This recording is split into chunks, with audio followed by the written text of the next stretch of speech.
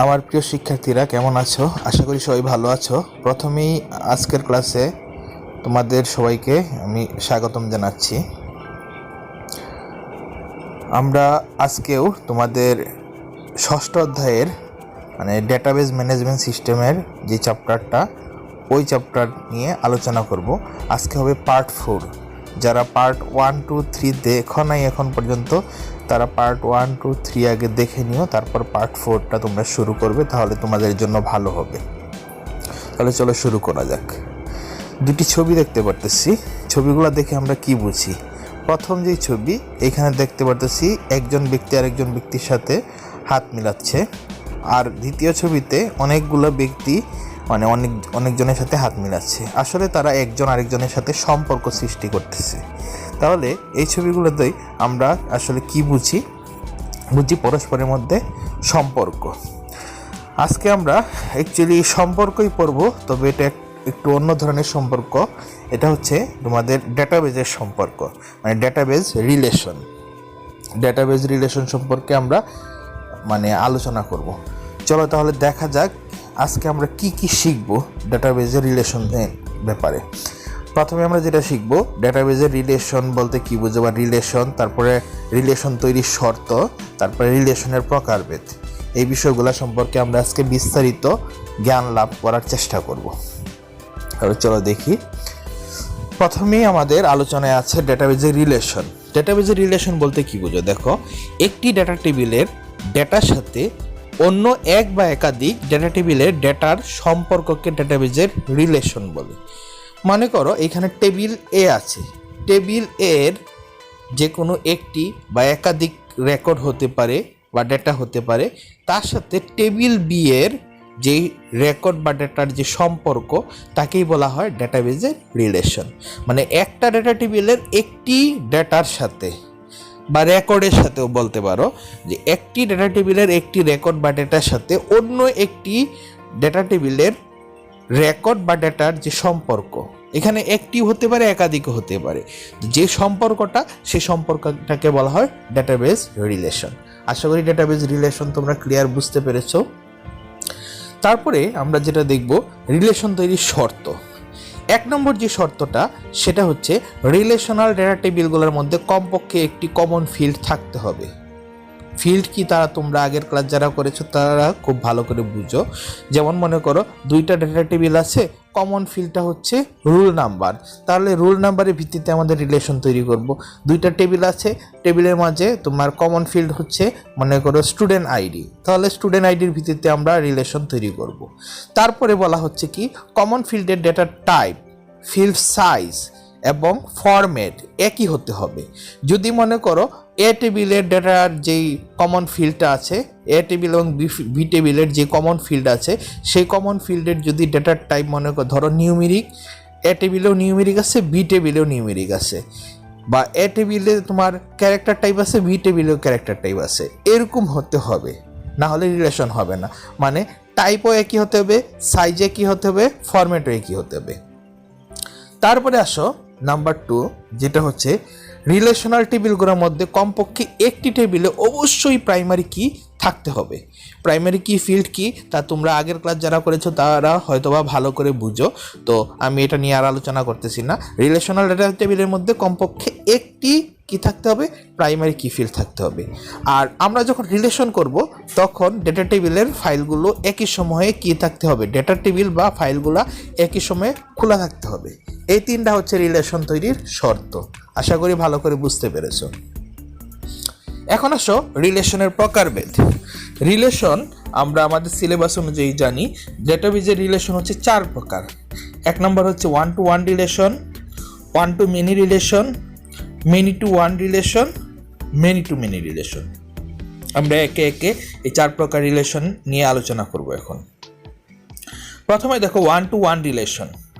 1 to 1 relation হচ্ছে একের সাথে একের রিলেশন, একের সাথে একের সম্পর্ক, নাম শুনেই বুঝতে পেরেছো। যদি দুটি ডেটা টেবিলের মধ্যে এমনভাবে রিলেশন স্থাপন করা যায় যে কোনো ডেটা টেবিলের একটি রেকর্ডের সাথে অন্য টেবিলে শুধুমাত্র একটি রেকর্ডের সম্পর্ক, একটা টেবিলের একটি রেকর্ডের সাথে অন্য আরেকটা টেবিলের একটি রেকর্ডের যে সম্পর্ক, তাকে বলা হয় 1 to 1 রিলেশন। আশা করি বুঝতে পেরেছো। মানে এ টেবিলের একটা রেকর্ডের সাথে বি টেবিলের শুধুমাত্র একটা রেকর্ডের সম্পর্ক থাকতে পারে, এটাই যদি হয় তাহলে হয় 1-to-1 রিলেশন। আমরা একটা উদাহরণ দেখি 1-to-1 রিলেশনের। ধরা যাক একটা কলেজে যথেষ্ট পরিমাণ টিচার আছে, তাই সিন্ডিকেট নিয়ম করলো যে শুধুমাত্র একটা টিচার শুধুমাত্র একটি কোর্সে নিতে পারবে, একাধিক কোর্স নিতে পারবে না। আবার একাধিক কোর্স একটা টিচারই নিতে পারবে না, শুধুমাত্র একটা টিচার একটা কোর্স নিতে পারবে, একটা কোর্স একটা টিচারে নিতে পারবে। যদি উল্টাভাবে আমরা বলি তাহলে যে রিলেশনটা হয় সেই রিলেশনটা হচ্ছে 1-to-1 রিলেশন। যেমন এখানে দেখো তোমরা, মিস্টার রেজাউল উনি শুধু ফিজিক্স ক্লাস নিতে পারবেন, ম্যাথমেটিক্স ক্লাস নিতে পারবেন না। তানভীর উনি শুধু ম্যাথমেটিক্স ক্লাস নিতে পারবেন, অন্য কোনো ক্লাস নিতে পারবেন না। রেজাক উনি ইংলিশের ক্লাস নিতে পারবেন, বাঁধন বায়োলজির ক্লাস নিতে পারবেন। তাহলে এই ধরনের রিলেশনকে বলা হয় 1-to-1 রিলেশন। আশা করি বুঝতে পেরেছো। নিচের টেবিলগুলো দেখো, কারণ আমরা ডাটাবেস যখন কাজ করব তখন টেবিল নিয়ে কাজ করব। দুইটা টেবিল দেওয়া আছে, একটা হচ্ছে টিচার্স টেবিল আর একটা হচ্ছে কোর্স টেবিল। টিচার্স টেবিলে টিচারদের আইডি দেওয়া আছে, নাম দেওয়া আছে, টিচারদের নাম দেওয়া আছে। কোর্স টেবিলে কী কী ফিল্ড দেওয়া আছে দেখো, টিচারদের আইডি, কোর্সের আইডি, কোর্সের টাইটেল, ক্রেডিট। তাহলে এইখানে যে রিলেশনটা হচ্ছে দেখো, এই রিলেশনটাই হচ্ছে 1-to-1 relation. Teachers ID T0001 হচ্ছে রেজাউলের, দেখো T0001 এখানে কোর্স নিচ্ছেন ফিজিক্স। T0002 টিচার্স আইডি হচ্ছে তানবীরের, T0002 উনি নিচ্ছেন ম্যাথমেটিক্স। এটাই হচ্ছে 1-to-1 রিলেশন, মানে একটা রেকর্ডের সাথে শুধুমাত্র একটা রেকর্ডের সম্পর্ক, তাই হচ্ছে 1-to-1 রিলেশন। আশা করি ভালো করে বুঝতে পেরেছো। এখন আসো 1-to-many রিলেশন। নাম শুনে বুঝতে পারছি যে একটার সাথে একাধিকের সম্পর্ক। তার মানে কি, একটা টেবিলের একটি রেকর্ডের সাথে অন্য আরেকটা টেবিলের একাধিক রেকর্ডের যে সম্পর্ক তাকে বলা হয় 1-to-many রিলেশন। একটা টেবিলের একটা রেকর্ডের সাথে অন্য আরেকটা টেবিলের একাধিক রেকর্ডের যে সম্পর্ক তাকে বলা হয় 1-to-many রিলেশন। ঠিক আছে, আশা করি বুঝতে পেরেছো। আমরা একটা উদাহরণ দেখি। দেখো, আমরা পূর্বের যেই কলেজ সেই কলেজের কথা আমরা চিন্তা করি। কিছু টিচার মনে করো ওই কলেজ থেকে চলে গেল। এখন একটা কলেজ থেকে কিছু টিচার যদি চলে যায়, ইনস্ট্যান্ট কিন্তু নিয়োগ দেওয়া যায় না, একটু সময় লাগে। সেই সময় কি করা হলো, সেই সময় কিছু টিচারের উপর একাধিক কোর্স পড়ে গেল। তাহলে এখানে দেখতে পাচ্ছি যেমন মিস্টার রেজাউলের উপর দেখো দুইটা, আগে ওনার শুধু ফিজিক্স ছিল, এখন ওনার উপর ফিজিক্সও আছে, ম্যাথমেটিক্সও আছে, দুইটা কোর্স ওনার উপরে পড়ে গেল। তার মানে একটা রেকর্ডের সাথে এখানে একাধিক রেকর্ডের সম্পর্ক হচ্ছে। এটাই হচ্ছে 1-to-many রিলেশন। নিচের টেবিল দুইটা দেখো, প্রথমে হচ্ছে টিচার্স টেবিল, তারপরে হচ্ছে কোর্স টেবিল। কোর্স টেবিলে দেখো এখানে তোমার মিস্টার রেজাউলের টিচার্স আইডি হচ্ছে T0001। এখানে দেখো T0001 আছে কি ফিজিক্সে এবং T0001 আছে ম্যাথমেটিক্সে।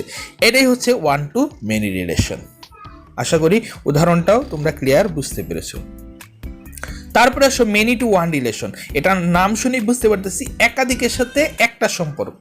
মানে আগে যেটা পড়েছিলাম 1-to-many রিলেশন, ওইটার ঠিক উল্টোটা।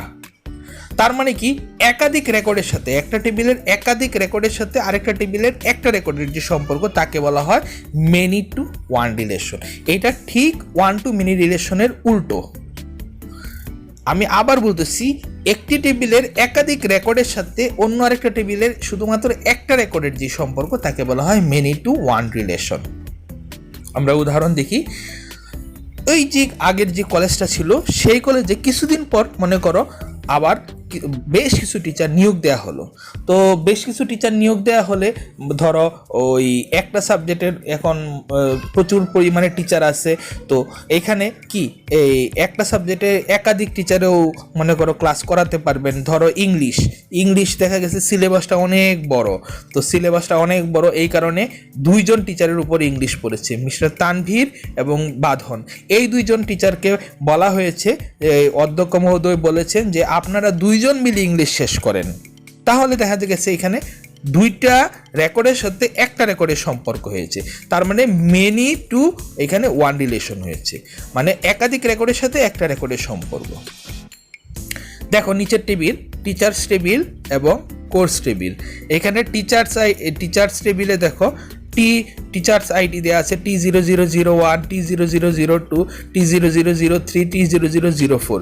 কোর্স টেবিলে দেওয়া আছে কোর্সের আইডি C0001 ফিজিক্স, C0002 হচ্ছে ম্যাথমেটিক্স, C0003 হচ্ছে ইংলিশ, C0004 হচ্ছে বায়োলজি। এখানে মিস্টার রেজাউল দেখো, মিস্টার রেজাউলের উপর পড়েছে C0001, মিস্টার তানবীরের উপর পড়েছে C0002, তারপরে মিস্টার রেজাকের উপর পড়েছে C0001। দেখো C0001 হচ্ছে ফিজিক্স, তো ফিজিক্সটা এখানে দুইজন টিচারের উপর পড়েছে, একটা হচ্ছে মিস্টার রেজাউল এবং আরেকজন হচ্ছে মিস্টার রাজাক। তার মানে কি একাধিকের সাথে একটা সম্পর্ক হয়েছে, এখানে দুইটা রেকর্ডের সাথে একটা রেকর্ডের সম্পর্ক হয়েছে, এটি হচ্ছে মেনি টু ওয়ান রিলেশন। আশা করি মেনি টু ওয়ান রিলেশন তোমরা ভালো করে বুঝতে পেরেছো। এখন আমরা যেটা পড়বো সেটা হচ্ছে many two many relation. Many two many relation নাম শুনে বুঝতে পারতেছো যে একাধিক রেকর্ডের সাথে একাধিক রেকর্ডের সম্পর্ক। যদি কোনো ডেটাবেজের কোনো ডেটা টেবিলের একাধিক রেকর্ডের সাথে অপর একটি ডেটা টেবিলের একাধিক রেকর্ডের সম্পর্ক থাকে তাহলে তাকে মেনি টু মেনি রিলেশন বলা হয়। মানে একাধিক রেকর্ডের সাথে একাধিক রেকর্ডের যদি সম্পর্ক থাকে তাহলে তাকে মেনি টু মেনি রিলেশন বলা হয়। আমরা দেখি মেনি টু মেনি রিলেশনে। আচ্ছা, এখানে দেখো আরও কিছুদিন পর কি হয়েছে, তোমার বোর্ড থেকে সিলেবাস পরিবর্তনের ফলে কোর্সের সংখ্যা বেড়ে গেল, তাই টিচারদের সংখ্যার অনুপাতে টিচার সংখ্যা অনুপাত কম হওয়ায় নতুন নিয়ম হলো যে যে টিচারগুলো আছে কলেজে সেই টিচারগুলা কি নিতে পারবে, সেই টিচারগুলা একাধিক কোর্স নিতে পারবে। আবার একাধিক কোর্স, একটা কোর্স আবার একাধিক টিচারে নিতে পারবে। একটা বলতেছি টিচাররা একাধিক কোর্স নিতে পারবে, এবং উল্টাভাবে আমরা আবার বলতেছি কি একাধিক কোর্স একাধিক টিচার নিতে পারবে। তার মানে এখানে মিস্টার রেজাউল দেখো, মিস্টার রেজাউল 2টা কোর্স নিচ্ছেন, মিস্টার রেজাক উনি 2টা বা 3টা কোর্স নিচ্ছেন। আবার উল্টাভাবে আমরা যদি চিন্তা করি ফিজিক্স ক্লাস মিস্টার রেজাউলও নিচ্ছেন বা ধন্যই নিচ্ছেন, তাহলে কি একাধিক রেকর্ডের সাথে একাধিক রেকর্ডের এখানে সম্পর্ক হয়েছে। তো এইটার জন্য আমরা দেখো এখানে নিচে টেবিল দেখো, টেবিলে দুইটা আছে, একটা হচ্ছে টিচার্স আইডি টিচার্স টেবিল আর একটা হচ্ছে কোর্স টেবিল। তো টিচার্স টেবিলে দেখো, টিচার্স টেবিলে টিচারদের আইডি দেয়া আছে এবং কি দেয়া আছে, নাম দেয়া আছে। কোর্স টেবিলে কোর্সের আইডি আছে এবং কোর্সের টাইটেল দেয়া আছে। ঠিক আছে, তো এই 2টা টেবিল দিয়ে আমরা কি করব, মেনি টু মেনি রিলেশন দিয়ে আমরা একটা রুটিন তৈরি করব। তাহলে ক্লাস রুটিনে গিয়ে দেখো এখানে যে teachers ID T0001, teachers ID T0001, Sunday Monday, এখানে দেখো এখানে teachers ID T0001 Sunday Monday, দেখো এই উনি কি নিচ্ছেন, কোর্স নিচ্ছেন C0002, C0004, C0002 হচ্ছে ম্যাথমেটিক্স, C0004 হচ্ছে বায়োলজি। মানে একজন টিচার 2টা কোর্স নিচ্ছেন, আবার ওই কোর্সেই দেখবা একাধিক টিচার এখানে নিচ্ছেন। যেমন মনে করো C0001 নিচ্ছেন কে, C0001 নিচ্ছেন T0002, T0004, 2জন টিচার নিচ্ছেন। তার মানে একাধিক রেকর্ডের সাথে একাধিক রেকর্ডের সম্পর্ক। একটা বিষয় লক্ষ্য করো, এখানে মেনি টু মেনি রিলেশন তৈরির জন্য 2টা টেবিলের পরেও আরেকটা অতিরিক্ত টেবিল প্রয়োজন হয়েছে। তার মানে কি মেনি টু মেনি রিলেশন তুমি যদি তৈরি করতে চাও তাহলে তোমাকে লাগবে, কি বলে এটাকে, তোমাকে তৃতীয় আরেকটি টেবিলের প্রয়োজন হবে, এবং তৃতীয় যেই টেবিলটা সেই টেবিলটাকে বলা হয় জাংশন টেবিল। তৃতীয় যেই টেবিলটা মেনি টু মেনি রিলেশনের ক্ষেত্রে তৃতীয় যেই টেবিলের প্রয়োজন হয় সেই টেবিলটাকে বলা হয় জাংশন টেবিল। আশা করি ভালো করে বুঝতে পেরেছো মেনি টু মেনি রিলেশনটা কি। তাহলে আমাদের মোটামুটি আলোচনা এই পর্যন্তই ছিল। এখানে কিছু কাজ আছে, একক কাজ, তোমরা মনে মনে আনসার রেডি করবে। ডেটাবেজের রিলেশন কি, আমি আবার বলছি ডেটাবেজের রিলেশন কি। আশা করি আনসারটা নিজেরা পেরেছো। তারপরে নাম্বার 2 হচ্ছে জাংশন টেবিল কি, একটু আগে আমি জাংশন টেবিল কি বলেছি, জাংশন টেবিল কি, আশা করি আনসারটা তোমরা পেরে গেছো। তারপরে গুরুত্বপূর্ণ হচ্ছে এখানে একটা হোমওয়ার্ক আছে, একটা সৃজনশীল প্রশ্ন। দেখো 2টা ডেটা টেবিল দেয়া আছে, একটা হচ্ছে কাস্টমার টেবিল আর একটা হচ্ছে প্রোডাক্ট টেবিল। এই 2টা থেকে আমাদের যে সৃজনশীল প্রশ্ন, এখানে 4টা প্রশ্ন আছে। প্রথম যে প্রশ্নটা ডিবিএমএস কি, আগের ক্লাসগুলো যারা দেখেছো তারা আশা করি পারবে। তারপরে ফিল্ড ও রেকর্ড 1-9 ব্যাখ্যা করো, আগের ক্লাসগুলো যারা করেছো তারা পারবে। তারপরে গ নাম্বারে আসো, উদ্দীপকে উপস্থাপিত টেবিল দুটির মধ্যে কি ধরনের রিলেশন হতে পারে ব্যাখ্যা করো। এটা আশা করি আজকের ক্লাস যারা ভালো করে বুঝতে পেরেছো তারা পারবে। উদ্দীপকে দুটি টেবিলের মধ্যে কি ধরনের রিলেশন হতে পারে ব্যাখ্যা করো। ঘ নাম্বার, উদ্দীপকে উপস্থাপিত দুটি টেবিলের মধ্যে কেন মেনি টু মেনি রিলেশন হবে না তার সপক্ষে যুক্তি দাও। উদ্দীপকে উপস্থাপিত টেবিল দুটির মধ্যে কেন মেনি টু মেনি রিলেশন হবে না তার সপক্ষে যুক্তি দাও। এই সৃজনশীল প্রশ্নটা তোমরা ভালো করে প্র্যাকটিস করবে, এই ধরনের প্রশ্ন আসে। তো আশা করি ভালো করে তোমরা স্টাডি করবে এবং ওই ভালো করো পরীক্ষায়। আমার পরবর্তী যে ক্লাসটা আছে সেই ক্লাসটা তোমরা দেখবে, সেই ক্লাসটা দেখার তোমাদের আমন্ত্রণ রইল। সবাইকে আজকের ক্লাস করার জন্য অসংখ্য অসংখ্য ধন্যবাদ।